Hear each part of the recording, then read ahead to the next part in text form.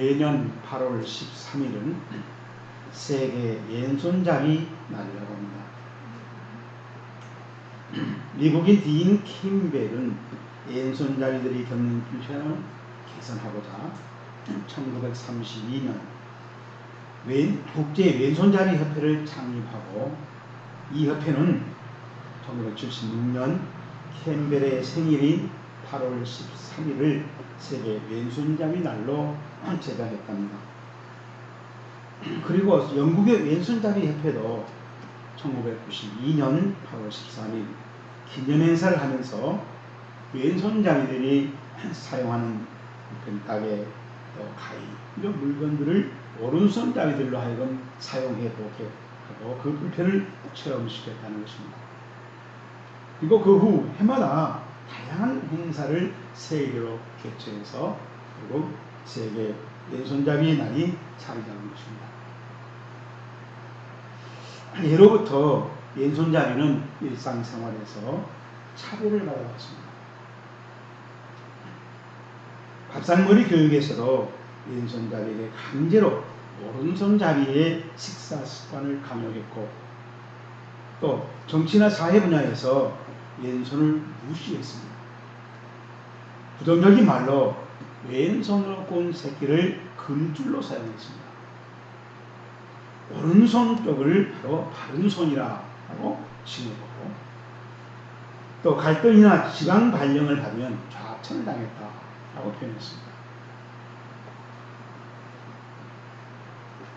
2003년 정몽준 국회의원은 왼손잡이를 위한 개정안을 국회에 발의하였지만 그 법안은 여지없이 부결되고 말았습니다. 그래서 우리는 생활 환경은 오른손잡이 위주로 만들어져 있습니다.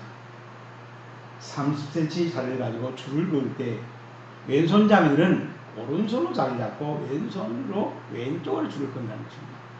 그러면 그 길이가 얼마인지를 계산하면 오른쪽에 있는 30cm 계산을 거꾸로 해야 된다. 그래서 불편하고 어렵다는 것이죠.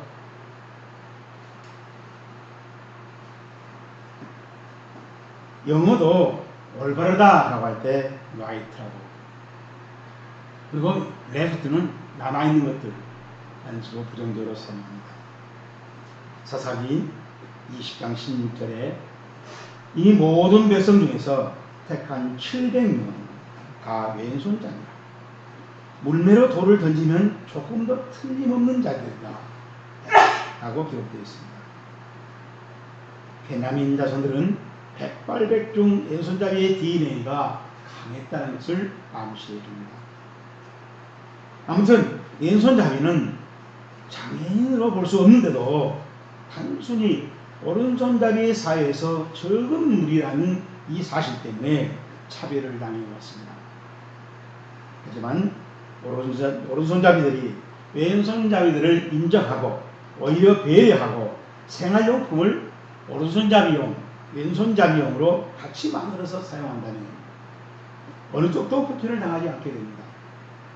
이게 진정한 역지 사이의 사회라는 것입니다.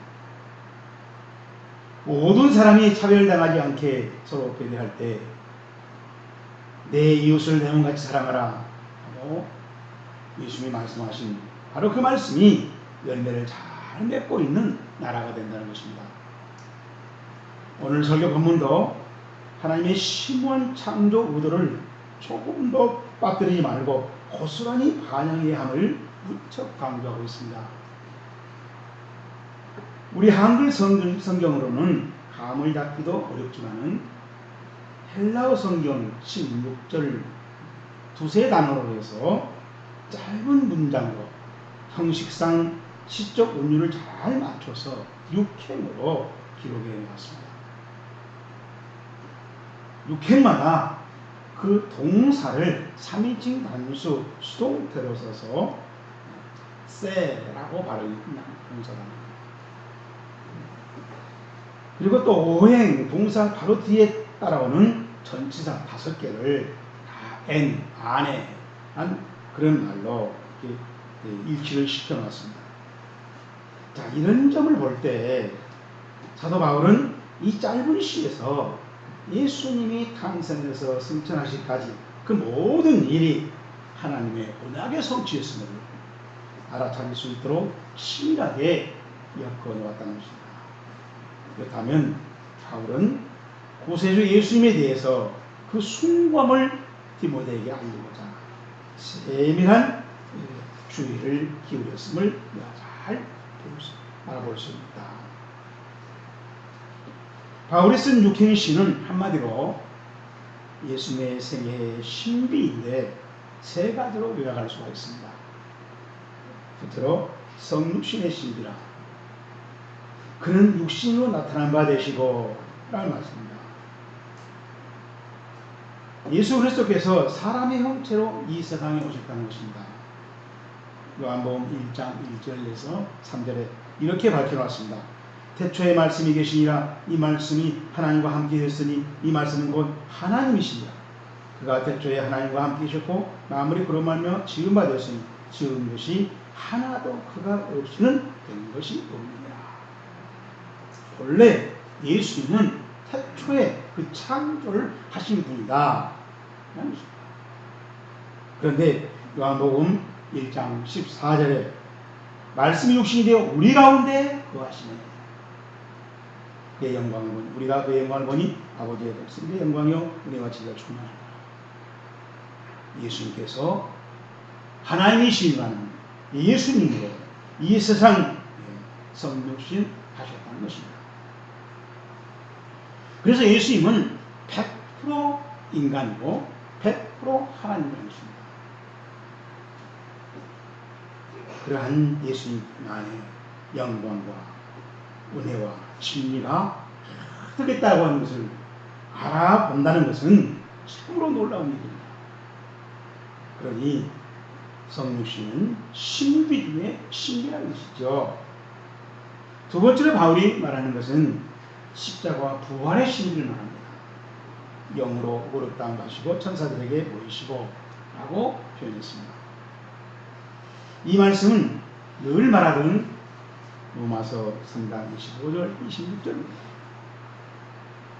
이 예수를 하나님이 그 피로써 믿음으로 말미암는 화목제물로 세우셨으니 이는 하나님께서 길이 참으신 중에 전에 지은 죄를 간과하심으로 자기의 의로움을 나타내려 하시고 이때 자기의 의로움을 나타내시고자 자기도 의로우시며 또한 예수 믿는 자를 의롭다 하려 하십니다. 예수님께서 우리 죄를 대신 짊어지시고 십자가형을 받아서 사망을 당하셨습니다. 그리고 사흘 만에 부활하셨다는 것입니다. 그리고 40일 만에 승천하셨죠. 바로 이 예수님의 십자가의 대속 죽음을 믿는 자마다 누구든지 하나님이 의롭다고 하나님의 자녀로 삼으신다는 이 사실이 서로 우리 예수님 안에 갖춰져 있는 예수님 하는 일에 관계되어 있는 그래서 그것을 알아본다는 것은 서로 신비 중에 신비요 비밀 중에 비밀이라는 것입니다. 그리고 마지막으로 바울이 밝힌 것은 승천의 신비입니다.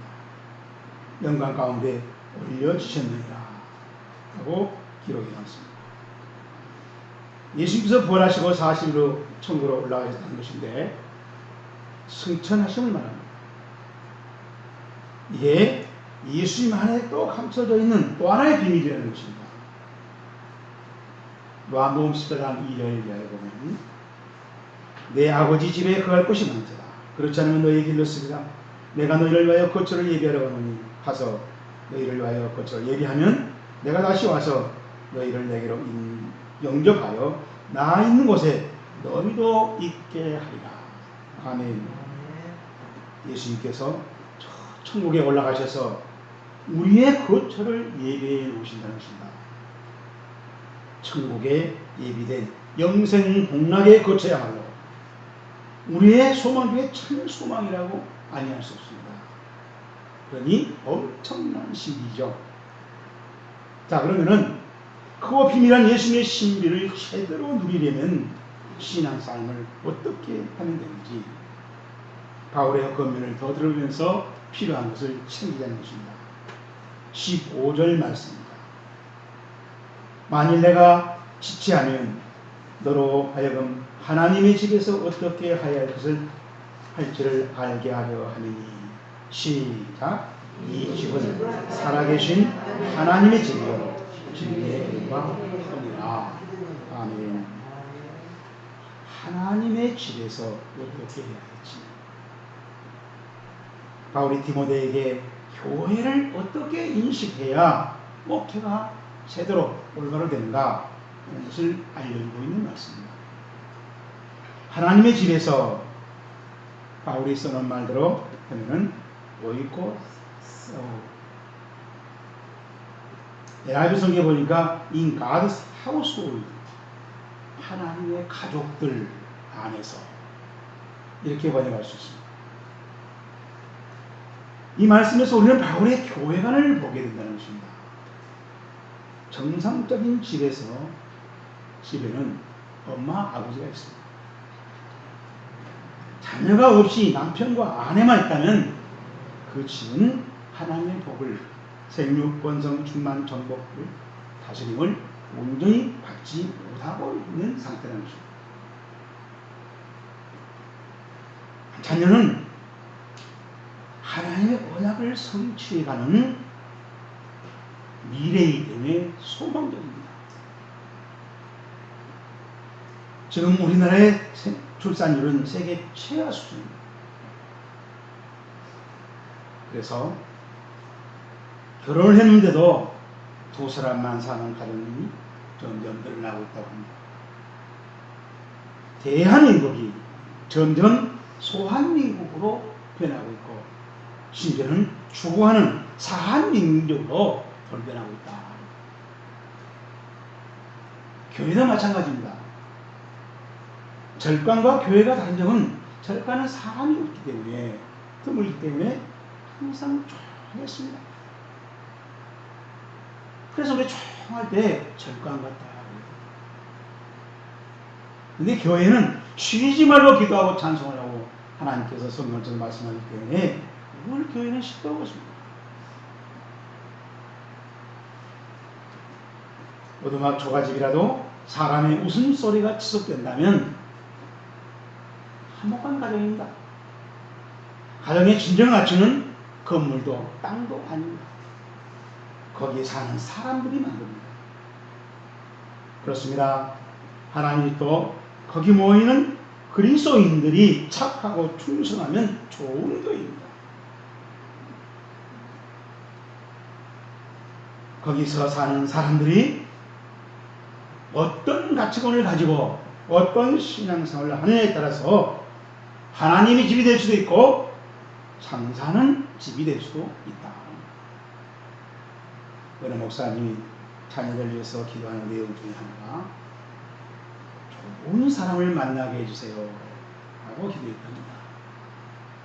좋은 스승, 좋은 친구, 좋은 배우자를 만나기를 원하고 기도했던 것이죠. 그런데 어느 날 불량 청소년의 뉴스를 보고 기도를 확 바꿨답니다. 우리 자녀들이 좋은 그리스도인으로 살아가게 도와주십시오. 우리 애들을 만나는 사람이 하나님의 복을 받게 하소서 라고 바꿨다는 것입니다. 성령이 보혜사로 머무시는 성전으로 살아가는 신앙생활에 의미를 두고 가치를 두고 신앙생활을 할 수 있는 우리 은혜롭게 성도가 되기를 주님으로 축복합니다. 두 번째로 15절 말씀 다시 봅니다. 만일 내가 지체면 너로 하여금 하나님의 집에서 어떻게 해야 할지 알게 하려면 이 집은 살아계신 하나님의 교회요. 시작. 진리의 기름과 성령입니다. 아멘.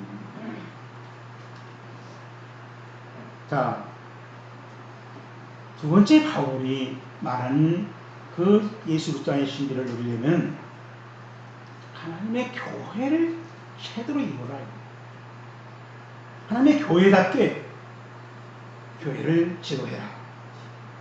구약 성경에 보게 되면은 노아는 홍수 심판이 끝난 직후에 제단을 쌓고 정결한 제물을 골라서 하나님께 번제를 드렸습니다. 그때 하나님께서 잠깐으로 무지개를 보여준 것입니다. 아브라함은 모리아산에서 제단을 쌓고 순양 대신 아들 대신 순양으로 번제를 드렸습니다. 야곱은 에돔 땅 지나가서 독행을 당하고 그래서 자식들이 가서 보복하고 이제 풍전등화처럼 불안에 떨고 있을 때 이방 신상들을 다 버리고 귀고리를 벗어버리고 베델로 올라가서 제단을 쌓았더니 세겜 사람들이 전혀 구원이 없었다는 거죠.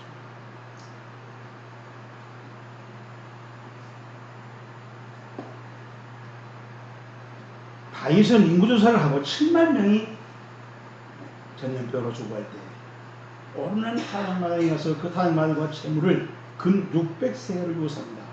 제가 계산해 보니까 한 사람이 100년 품삯 지내기. 그 돈을 주고 마당의 양소와 재물을 사서 하나님께 번제를 드렸더니 재앙이 끊어지더라. 솔로몬은 다윗 준비한 하나님의 성전을 최상으로 지어서 하나님께 바쳤더니 하나님께서 불러온다고 하십니다. 예수님도 하나님께 신령하게 예배드리는 그 무리를 내 교회라고 칭했습니다.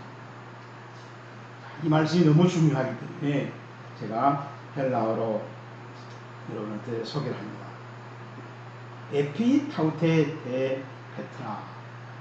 에피란 말은 뭐예요? 타우테란 이것인데 이 타우테란 말이 여성 지칭이세요.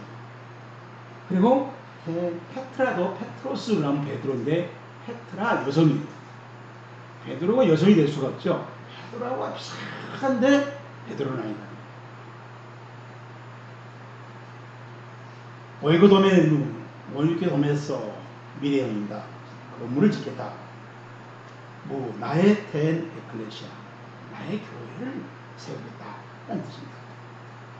그런데 가끔 내가 소개하지만 애플리파이드 바이블에 보면은 이렇게 번역해 놨어요.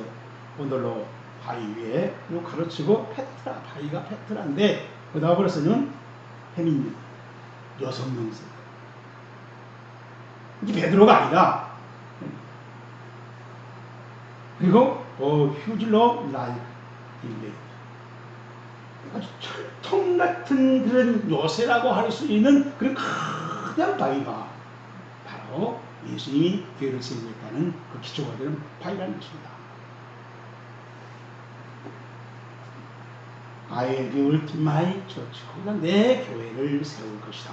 라고 예수님이 말했다. 라고 번역을 했어요. 그러니까 주는 그리스도시여 살아계신 하나님 아들한 마태복음 16장 16절에 그 신앙 고백을 예수님이 그렇게 주시하고 그걸 바위 삼아서 절대 흔들리지 않는 요새로 삼아서 거기에 교회를 세우는데 그 교회를 바로 마이 처치 무 에클레시아라고 예수님이 말한 것입니다. 그래서 이 에클레시아라고 하는 말은 하나님이 밖에서 부르니까 음성을 따라서 모인 사람들을 바로 에클레시아, 이런 교회라고 번역했습니다. 하나님은 사탄의 종으로 살아온 무리들을 향해서 불러내십니다. 죄에 속아서 지옥으로 달려가고 있는 사람들을 불러내십니다. 그래서 영생복락의 종들로 들어서는 것입니다. 그리고 거기서 물러나와서 예수의 말씀에 따르는 무리들과 예수님이 함께 하시면서 임마누엘 보호하시고 지키시고 승리하게 하십니다. 자, 그래서 바울도 바로 예수같이 하나님을 거룩히 예배드리는 교회를 두고 이 집은 살아계신 하나님의 교회다 라고 말합니다. 바울이 한 말도 헤티스 에스틴, 헤티스란 말은요 무엇이든지 누구든지 그런 거예요. 에스틴은 있다란 말입니다. 지금 현재 있는 겁니다. 현재. 그리고 에클레시안 세우 존토스. 이게 살아계시는 하나님이 에클레시안, 하나님의 교회가 지금 현재 있다. 무엇이든지 누구든지 장소도 있고 사람도 된다고 바울이 이렇게 말하고 있는 것입니다. 그래서 NIV 성경에 보면 which is the church of the living God 무엇이든지 which 그것은 하나님의 살아계신 하나님의 교회라고 지금 우리가 봅니다. 지금 현재 있지 않냐? 이 성경을 말하고 있어요. 그렇다면 하나님의 집인 교회에서 가장 중요한 개념은 살아계신 하나님입니다. 창조하셨다가 아니라 지금 현재 살아계서 그 창조의 실력으로 부활의 실력으로 우리와 함께서 나사로를 살리는 그 하나님이 계신다는 것입니다. 사람이 하나님께 예배를 드리려고 하는 시간이나 장소나 그 사람들이 그 마음가짐이 그 태도가 확연하게 살아계신 하나님께 맞출 때 거루가 내리는 것입니다. 그렇다면 교회는 창의식보다 살아계신 하나님의 박자를 맞추고 살아계신 하나님의 벨트를 걸고 내가 같이 움직이는 겁니다. 이 예배를 이 바울이 지금 디모데에게 알려주고 있다. 오늘 이 말씀이 늘 살아서 여러분의 예배를 만들 수 있는 신앙생활 되기를 주의로 축복합니다. 세 번째로 다시 15절.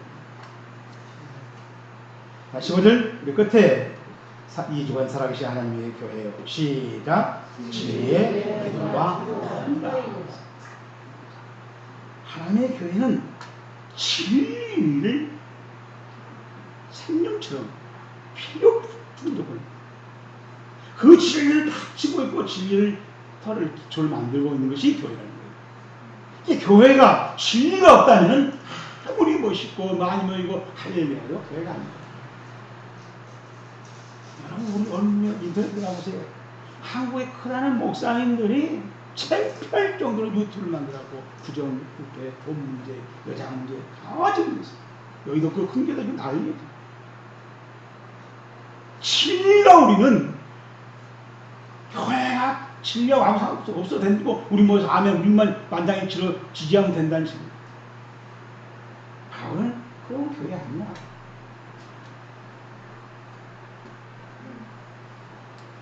기둥이 없는 건물은 금방 무너지죠. 아니 무너져 버립니다. 무너져 있습니다. 기둥은 그 건물을 반듯하게 세워주기 때문입니다. 교회는 하나님과 만나는 사람들이고 그 만나는 장소라는 것입니다. 구별된 진리의 현장입니다. 그 사람들이 모여서 우리가 지금 예배드렸을 때 하나님 만나고 이 만나고 있는 것이 바로 진리라고 하는 것을 불신 세상 사람들에게 보여주고 헌신하고 증거할 수 있어야 됩니다. 그 말을 애원한 것이 아니라 와서 보세요. 와 보라. 그것이 교회라는 것입니다. 그래서 교회는 하나님과 만남으로 실존하는 진리를 세상 사람들이 볼 수 있게 드러내는 법입니다. 그러니 교회마다 특징과 거짓을 민감하게 반응하고 조심할 줄 알아야 한다. 그것이 바로 예수님이 생각해 바울이 발견한 교회였다는 것입니다. 요한계시록 3장 10절에 보면 이기는 자는 내 하나님의 성전의 기둥이 되게 하리니 하고 기록해 놨습니다. 약속입니다. 신앙생활을 하다 보면 여러 가지 유혹과 시련을 만나게 됩니다. 그 시련을 견뎌내고 이겨내고 그래서 그것을 반복하는 간에 우리가 실력이 생겨서 이제는 교회의 기둥감으로 적합하게 된다는 것입니다.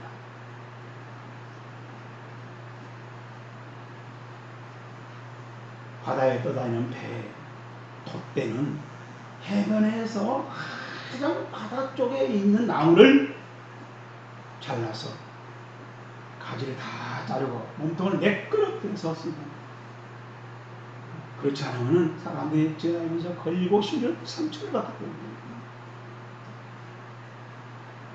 그리고 또 해변가에 나무라도 가장 바다 쪽에 있는 그 나무라야 모든 해변에서 불어오는 바람과 싸워서 이기고 태풍을 견뎌서 이기고 비바람을 이겨내기 때문에 같은 나무라도 그 나무가 가장 강하다는 것이죠. 모든 어려움을 환난을 이겨낼 수 있다는 것이죠. 교회도 마찬가지입니다. 온갖 시련과 고난과 역경을 이겨낼 수 있는 사람, 그 사람이 교회의 일꾼이 돼야지, 교회의 기록이 돼야지. 이 훈련을 받지 않으면 그럴 때 가서 금방 부러져서 넘어지고 교회를 옮기고 그러면서 축복이라고 합리하라고 해요. 그래서 지말이에요. 바울은 디모데에게 지금 말하는 것입니다. 환난과 핍박과 고난을 이겨낼 수 있는 그 환경에서 그 실력을 핑계대지 않냐고, 변명하지 않냐고, 혼자로 그 자리를 지킬 수 있고 그 사명을 감당할 수 있는 그 사람을 교회에서 키우라는 겁니다. 그 사람이 있어야 교회가 든든하다는 거예요. 바로 그분이 교회의 기둥감이라는 것입니다. 그렇지 않으면 내 교회 의식이 없습니다. 좀만 어려우면 교회를 딱 옮기고 나서 할렐루야 하고 있어요. 그래서 고려말 중심 야흔 길게는 노래했습니다. 산천은 우하되 인걸은 강대없네. 우리 교회도 이런 귀찮은 꼴이 이루어지지 않기를 여러분이 정말 나사못이 되고 여러분이 기둥이 되고 어떤 시련과 환난이 와도 그자를 지킬 수 있는 그런 신앙생활을 시도할 수 있기를, 시도해 가기를 주의로 축복합니다. 교회는 예수님의 신비를 발견하고 깨우치고 그 깨달은 사람들을 교회에 일꾼으로 세울 때 그 교회가 든든스러워. 유배처럼 빨갱이가 쳐들어와도 그 자리를 지키면서 순교하는 것입니다. 이 교회를 시도해봐라 하고 바울이 디모데에게 지금 편지를 쓰고 있는 것입니다. 예수님이 구성하는 교회는 바로 그런 교회였습니다. 미국 남가주 사랑의 교회가 특별 새벽 기도를 시작했는데 매일 아침 자동차로 몇 시간 동안을 달려서 참여하는 집사님이 계셨어요. 그래서 목사님이 물었습니다. 집사님, 교회가 너무 멀지요? 목사님, 저는 교회가 멀다고 한 번도 생각해 본 적이 없습니다. 우리 집이 멀지요? 이게 소망사고방식이고 소망신앙관이고, 물론 이런 신앙관을 가진 사람이 교회의 일꾼 기둥감이라는 것입니다. 우리 교회도 이런 신앙관을 가지고 사명을 지키는 기둥을 시도해보는 성도들이 생기기를 주의로 축복합니다.